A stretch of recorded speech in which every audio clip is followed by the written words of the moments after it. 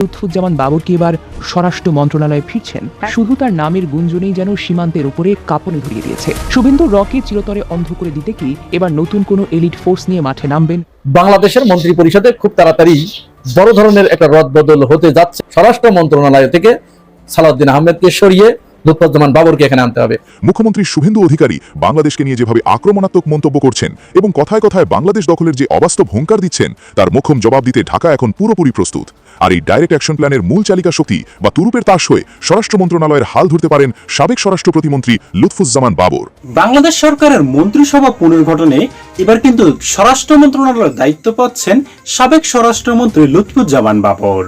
আর এই একটি ঘোষণাতেই কিন্তু একেবারে রাতের ঘুম হারাম হয়ে গিয়েছে পশ্চিমবঙ্গের নবনির্বাচিত মুখ্যমন্ত্রী শুভেন্দু অধিকারীর। অন্যদিকে কিন্তু কাঁপতে শুরু করেছে দিল্লির মসনদ। কারণ এই লুৎফুজ্জামান বাবর শুধু স্বরাষ্ট্রমন্ত্রী ছিলেন না, ভারতের জন্য কিন্তু একেবারে জমদূত হয়ে কিন্তু তিনি ছিলেন। এমনকি ভারত সরকারের সঙ্গে কিন্তু তিনি চোখে চোখ রেখে কিন্তু সেই সময় লড়াই করেছেন।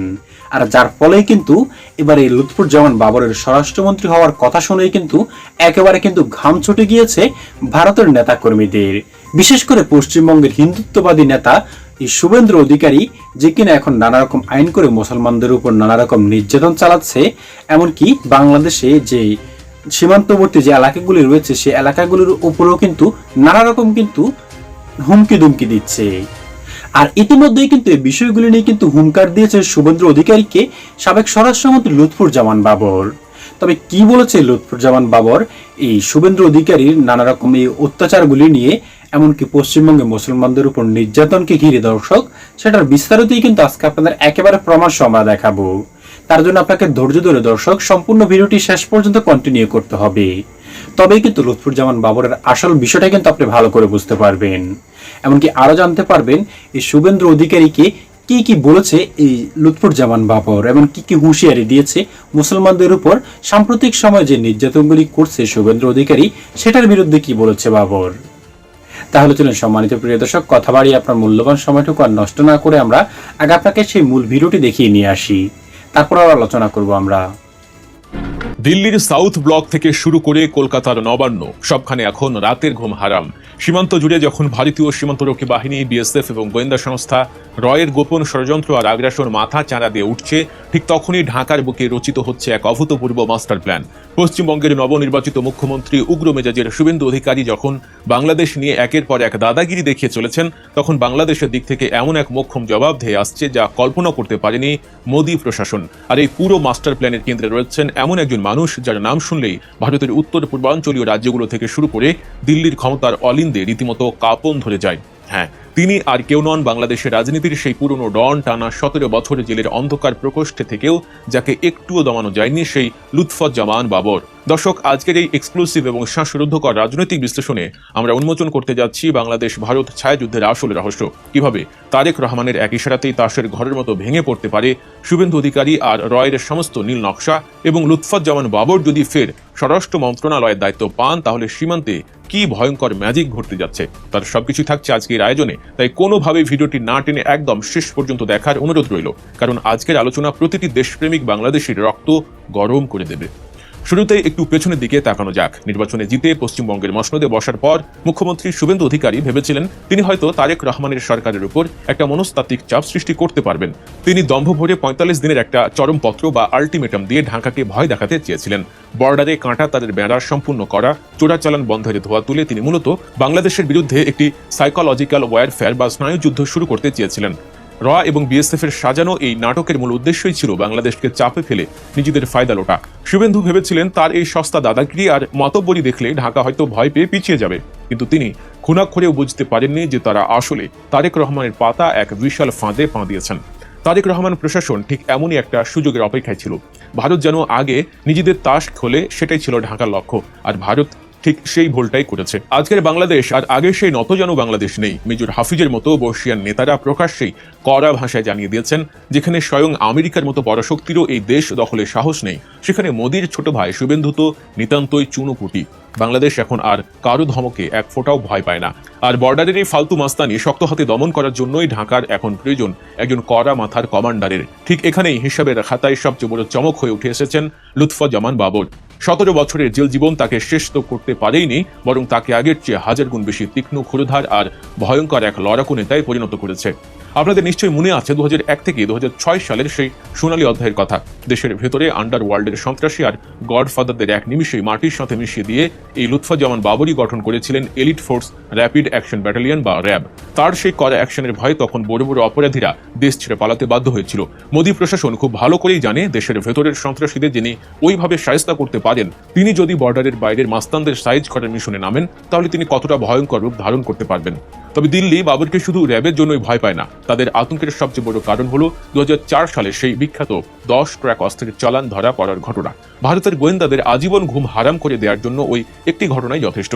ভারতের বদ্ধমূল ধারণা ছিল ওই অত্যাধুনিক অস্ত্রের চালানটি মূলত ভারতের উত্তর পূর্বাঞ্চলীয় রাজ্যগুলো বা 7 সিস্টার্সের স্বাধীনতাকামী গোষ্ঠীগুলোর হাতে তুলে দেওয়ার জন্যই আনা হয়েছিল, যাতে পুরো অঞ্চলে আগুন ধরিয়ে দেওয়া যায়। আর ভারতীয় মিডিয়া বরাবরই এই মাস্টার প্ল্যানের পেছনের মূল মস্তিষ্ক হিসেবে বাবরের নামটাই সামনে এনেছে।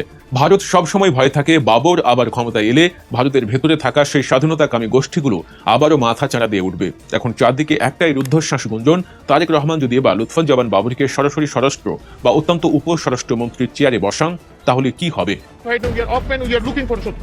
উই আর লুকিং ফর শত্রুজ। একসময়ের কাঁপানো এই সংলাপটি যারা ভুলে যেতে বসেছিলেন কিংবা ভেবেছিলেন সময়ের গর্ভে তা হারিয়ে গেছে, আজ তাদেরই বুক দুরু দুরু কাঁপছে। বিশেষ করে দিল্লির সাউথ ব্লকের নীতি নির্ধারক এবং পশ্চিমবঙ্গের নবনির্বাচিত মুখ্যমন্ত্রী শুভেন্দু অধিকারীর রাতের ঘুম উধাও হওয়ার জোগাড় হয়েছে। 17টি দীর্ঘ বছর যাকে অন্ধকার কারাগারের নির্জন প্রকোষ্ঠে বন্দী রেখে তিলে তিলে শেষ করে দেওয়ার এক ভয়ানক নীল নকশা তৈরি হয়েছিল, আজ সেই চিরচেনা ডন, রাজনীতির সেই পুরনো অ্যাকশন হিরো রাজকীয় ভঙ্গিতে ফিরে এসেছেন। তার এই প্রত্যাবর্তন কোনো সাধারণ ঘটনা নয়, বরং এটি সমকালীন ভূ রাজনীতি ও বাংলাদেশের ক্ষমতার সমীকরণে সবচেয়ে বড় মাস্টার স্ট্রোক হতে যাচ্ছে। পশ্চিমবঙ্গ সরকারের মসনদে বসার পর থেকেই মুখ্যমন্ত্রী শুভেন্দু অধিকারী বাংলাদেশকে নিয়ে যেভাবে আক্রমণাত্মক মন্তব্য করছেন এবং কথায় কথায় বাংলাদেশ দখলের যে অবাস্তব হুঙ্কার দিচ্ছেন, তার মোক্ষম জবাব দিতে ঢাকা এখন পুরোপুরি প্রস্তুত। আর এই ডাইরেক্ট অ্যাকশন প্ল্যানের মূল চালিকা শক্তি বা তুরুপের তাস হয়ে স্বরাষ্ট্র মন্ত্রণালয়ের হাল ধরতে পারেন সাবেক স্বরাষ্ট্র প্রতিমন্ত্রী লুৎফুজ্জামান বাবর। অত্যন্ত সংবেদনশীল এই মন্ত্রণালয়ে তার ফেরার গুঞ্জনই এখন দিল্লির কর্মকর্তাদের কপালে চিন্তার ভাঁজ বাড়িয়ে দিয়েছে, কারণ ভারতের কাছে তিনি বরাবরই এক আতঙ্কের নাম। পশ্চিমবঙ্গের শাসনভার হাতে নেওয়ার পর থেকেই শুভেন্দু অধিকারী যেন পুরো অঞ্চলকে নিজের হাতের মোয়া মনে করছেন। তার আচার আচরণ ও রাজনৈতিক বক্তব্য দেখে মনে হচ্ছে তিনি ঢাকাকে অত্যন্ত দুর্বল ভাবছেন এবং সীমান্ত নিয়ে একের পর এক উস্কানিমূলক কথা বলে চলেছেন। কিন্তু তিনি হয়তো ভুলে গেছেন যে বর্তমানের ঢাকা আর অতীতের ঢাকা এক নয় এবং যে কোনো বাহ্যিক আগ্রাসন বা চোখ রাঙানি রুখে দিতে বাংলাদেশ এখন সম্পূর্ণ প্রস্তুত। শুভেন্দুর এই ফাঁকা আওয়াজ ও দাদাগিরির জবাবে বাংলাদেশের অন্যতম শীর্ষ রাজনৈতিক ব্যক্তিত্ব মেজর হাফিজউদ্দিন এমন এক কড়া হুঁশিয়ারি দিয়েছেন যা দিল্লির বাঘা বাঘা নেতাদেরও চমকে দিয়েছে। তিনি অত্যন্ত স্পষ্ট ভাষায় জানিয়ে দিয়েছেন যে ভারত দূরের কথা, বিশ্বের কোনো পরাশক্তিরও সাহস নেই এই স্বাধীন ভূখণ্ডে হস্তক্ষেপ করার। তিনি সরাসরি চ্যালেঞ্জ ছুড়ে দিয়ে বলেছেন, ক্ষমতা থাকলে যেন কেউ এসে দেখায়, কারণ তেমন কোনো দুঃসাহস দেখালে এমন জুতোপেটা জবাব দেওয়া হবে যে সমস্ত অহংকার এক নিমিষেই মাটিতে মিশে যাবে। এই তীব্র বাক্যবাণে কোণঠাসা হয়ে শুভেন্দু অধিকারী নিজের ব্যর্থতা ও অপমান ঢাকতে এখন এক নতুন নোংরা খেলার আশ্রয় নিচ্ছেন। নিজের রাজ্যের অভ্যন্তরীণ আইন শৃঙ্খলা ও প্রশাসনিক ব্যর্থতার দায় প্রতিবেশীর ঘাড়ে চাপাতে তিনি মন্ত্রিসভার প্রথম বৈঠকেই এক বিতর্কিত নির্দেশ জারি করেছেন। অনুপ্রবেশের ভুয়া অজুহাত তুলে মাত্র ৪৫ দিনের মধ্যে বিএসএফ এর মাধ্যমে কাঁটাতারের বেড়া দেওয়ার জন্য সীমান্তের বিশাল জমি ছেড়ে দেওয়ার এক চক্রান্ত শুরু হয়েছে, যা দুই দেশের ঐতিহাসিক সম্পর্ককে চরম ঝুঁকির মুখে ঠেলে দিচ্ছে। শুভেন্দুর এই ধরনের সস্তা মাস্তানি এবং আন্তর্জাতিক সীমান্তে নতুন করে উত্তেজনা তৈরির এই অপচেষ্টাকে শক্ত হাতে দমন করতে তারেক রহমানের সরকার এখন বড় ধরনের পদক্ষেপ নিতে যাচ্ছে। বর্তমানে সরকারের মন্ত্রিসভা সদস্য সংখ্যা ৩৯ জন হলেও তাদের অনেকেরই প্রশাসনিক কাজে পূর্ব অভিজ্ঞতা কম থাকায় রাষ্ট্রীয় কার্যক্রমে এক ধরনের ধীরগতি লক্ষ্য করা যাচ্ছিল। এই স্থবিরতা দূর করে প্রশাসনে গতিশীলতা ফিরিয়ে আনতে এবং জাতীয় নিরাপত্তাকে সুসংহত করতে এক বিশাল রদবদলের চূড়ান্ত সিদ্ধান্ত নেওয়া হয়েছে। ক্ষমতার অলিন্দে এখন কান পাতলেই শোনা যাচ্ছে যে একদম পরীক্ষিত, কঠোর এবং জাতীয়তাবাদী ভাবধারার প্রবীণ নেতাদের গুরুত্বপূর্ণ মন্ত্রণালয়ের দায়িত্ব দেওয়া হচ্ছে দেশের আইন শৃঙ্খলা পরিস্থিতিকে লোহার মতো শক্ত হাতে নিয়ন্ত্রণ করতে এবং যে কোনো অভ্যন্তরীণ ও বাহ্যিক ষড়যন্ত্র নস্যাৎ করতে এই মুহূর্তে একজন অত্যন্ত কঠোর এবং অপসীম ব্যক্তিত্বের প্রয়োজন ছিল। আর ঠিক এই সমীকরণেই রাজনীতির দাবার বোর্ডের সবচেয়ে বড় টেক্কা হিসেবে সামনে চলে এসেছে লুৎফুজ্জামান বাবরের নাম, যার নাম শুনলেই ভারতের নীতি নির্ধারকদের রাতের ঘুম হারাম হয়ে যায়। লুৎফুজ্জামান বাবরের এই ফিরে আসা এক চরম রোমাঞ্চকর উপন্যাসের মতো, কারণ এক সময় যাকে ফাঁসির দড়িতে ঝোলানোর সব আয়োজন সম্পন্ন হয়েছিল, তিনি ২০২৬ সালের নির্বাচনে নেত্রকোনা ৪ আসন থেকে প্রায় ১.১ লাখ ভোটের বিশাল ব্যবধানে বিজয়ী হয়ে প্রমাণ করেছেন যে জনগণের ভালোবাসাকে কারাগারের ৪ দেওয়ালে আটকে রাখা যায় না। দীর্ঘ ১৭ বছর ধরে তীব্র আলোর বাল্ব জ্বালিয়ে রাখা অন্ধকার সেলে বন্দী রেখে যাকে মানসিকভাবে বিপর্যস্ত করার চেষ্টা করা হয়েছিল, তিনি আজ সমস্ত বাধা ভেঙে সাদা দাড়ি আর সাদা পাঞ্জাবিতে আরও বেশি পরিপক্ক ও দূরদর্শী নেতা হিসেবে আবির্ভূত হয়েছেন। 80 দশকের একজন সাধারণ ঘড়ির ব্যবসায়ী থেকে 2001 সালে স্বরাষ্ট্র প্রতিমন্ত্রীর দায়িত্ব পাওয়ার পর তার কাজের ধরন ও স্টাইল পুরো দেশকে চমকে দিয়েছিল। চোখে কালো চশমা আর চিরচেনা জ্যামকেয়ার ভাব তাকে তৎকালীন তরুণ সমাজের কাছে এক অন্যরকম জনপ্রিয় করে তুলেছিল। আর অপরাধীদের দমনে তার হাত ধরেই গঠিত হয়েছিল এলিট ফোর্স র্যাব। তার কঠোর প্রশাসনিক দক্ষতার কারণে তৎকালীন সময়ে সীমান্ত অপরাধ অনেকাংশে কমে গিয়েছিল এবং বিএসএফও সবসময় সতর্ক থাকতে বাধ্য হতো। তবে 2004 সালের 10 ট্রাক অস্ত্র আটকের ঘটনার পর থেকে ভারতের গোয়েন্দা সংস্থাগুলোর কাছে তিনি এক অলঙ্ঘনীয় রেড লাইন এবং প্রধান মাথা ব্যথার কারণ হয়ে দাঁড়ান। দিল্লির দাবি ছিল সেই বিশাল অস্ত্রের চালান মূলত ভারতের উত্তর পূর্বাঞ্চলের 60টি রাজ্য বা 7 সিস্টার্সের পৃথকিতাবাদীদের জন্য আনা হয়েছিল এবং বাবর রাষ্ট্রযন্ত্রকে ব্যবহার করে সেখানে বড় ধরনের ভূরাজনৈতিক পরিবর্তনের পরিকল্পনা করেছিলেন। বর্তমানে বাংলাদেশের স্বরাষ্ট্র মন্ত্রণালয়ের মূল দায়িত্বে রয়েছেন অত্যন্ত প্রভাবশালী নেতা সালাউদ্দিন আহমেদ, যার কারণে অনেকেই ভাবছেন বাবর হয়তো শুরুতেই পূর্ণ স্বরাষ্ট্রমন্ত্রীর দায়িত্ব পাবেন না। তবে ভেতরের খবর হলো লুৎফুজ্জামান বাবরকে এই স্পর্শকাতর মন্ত্রণালয়ের দায়িত্ব দেওয়ার আগে বর্তমান স্বরাষ্ট্রমন্ত্রীকে রাষ্ট্রপতি বা অন্য কোনো উচ্চ মর্যাদা সম্পন্ন পদে আসীন করা হতে পারে। আর বাবর যদি এই মন্ত্রণালয়ের পূর্ণ ক্ষমতা হাতে পান তাহলে শুভেন্দু অধিকারীর সমস্ত সীমান্তের চালবাজি এবং বিএসএফের উস্কানি এক ঝটকায় বন্ধ হয়ে যাবে তা নিশ্চিত করে বলা যায়। সম্মানিত দর্শক শ্রোতা, লুৎফুজ্জামান বাবর যখন স্বরাষ্ট্রমন্ত্রী ছিলেন তখন কিন্তু এই সীমানাতে যত কার্যকলাপ এমনকি ভারতের সঙ্গে যত চুক্তি সকল কিছুই কিন্তু হ্যান্ডেল করতেন কিন্তু এই লুৎফুজ্জামান বাবর। এমনকি তার একটি হুঁশিয়ারিতেই কিন্তু ভারতের ভাগা ভাগা নেতাকর্মীরা কিন্তু একেবারে চুপ হয়ে যেতেন। বিশেষ করে যে অস্ত্র মামলায় তিনি জেলে গিয়েছে সে অস্ত্র নিয়েও কিন্তু নানা রকম কিন্তু গুঞ্জন আছে, যেগুলো দর্শক আপনারা সোশ্যাল মিডিয়া ব্যবহারকারী হলে আশা করি অবশ্যই কিন্তু কিছুটা হলেও আপনারা জানেন। আর সেই সুবাদেই কিন্তু এখন যখন বাংলাদেশের মন্ত্রিসভা যখন পুনর্গঠন হতে যাচ্ছে সে সময় কিন্তু এই লুৎফুজ্জামান বাবরের কিন্তু গুঞ্জনটা উঠে এসেছে যে তিনি তাকে আবার স্বরাষ্ট্রমন্ত্রীর দায়িত্ব দেওয়া হতে পারে। তার প্রধান কারণ হলো দর্শক বর্তমান যে স্বরাষ্ট্রমন্ত্রী সালাউদ্দিন আহমেদ তাকে নিয়ে কিন্তু ইতিমধ্যে কিন্তু বেশ কিছু বিতর্ক কিন্তু উঠে গিয়েছে। কারণ ক্ষমতায় বসার মাত্র 2 থেকে 3 মাসের মাথায় এতটা বিতর্কিত হলে একজন স্বরাষ্ট্রমন্ত্রী দর্শক তাকে কিছুতেই কিন্তু তার ক্ষমতা রাখা ঠিক হবে না বাংলাদেশ সরকারের। আর যার ফলেই কিন্তু হয়তোবা এমন একটা সিদ্ধান্ত কিন্তু নিতে যাচ্ছে বাংলাদেশ সরকার। আর এমন সিদ্ধান্ত নিলে ভারত জোর গলাতে কথা বলতে পারবেই না বাংলাদেশের সঙ্গে কিন্তু বাংলাদেশ তার অধিকারগুলি কিন্তু একেবারে কিন্তু 16 আনা কিন্তু বুঝে আনতে পারবে যদি লুৎফুজ্জামান বাবর যদি স্বরাষ্ট্রমন্ত্রী হয় ঠিকই।